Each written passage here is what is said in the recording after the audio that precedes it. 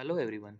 In this video I'll be talking about rhinosporidiosis, which is a fungal disease of nose. Now sometimes rhinosporidiosis is confused with another similar sounding terminology, that is rhinoscleroma, which is a bacterial disease caused by Klebsiella rhinoscleromatus. But here I'll be talking about the fungal disease rhinosporidiosis.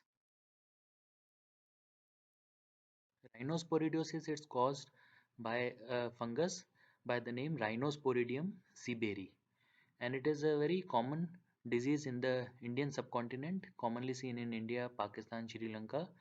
In India especially, it is seen in southern India, where the especially when the people have the habit of bathing in the ponds, which are often contaminated with animals.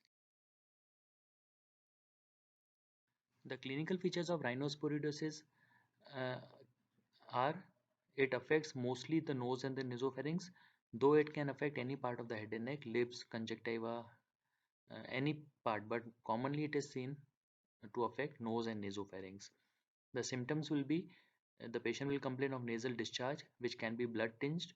There will be nasal obstruction, and sometimes even frank epistaxis can be there.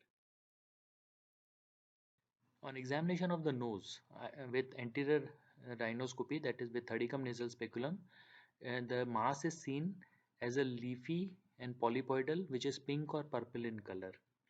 That mass is seem to be attached to the septum or the lateral wall, and it may even extend into the nasopharynx, where that leafy mass is also seen through the oral cavity behind the soft palate. The mass bleeds on the touch, and the surface has white dots, which are actually the sporangi of the fungus.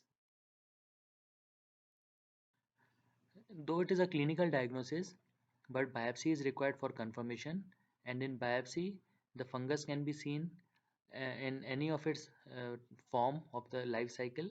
Mostly it is seen as sporangia, where the multiple spores are seen enclosed in a chitinous layer, or sometimes even the sporangia can rupture to release the endospores.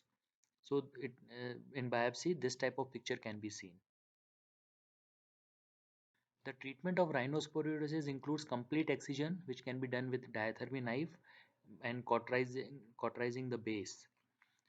Some medical drugs have been tried, for example, Dapsone, but generally the recurrence is common in this disease.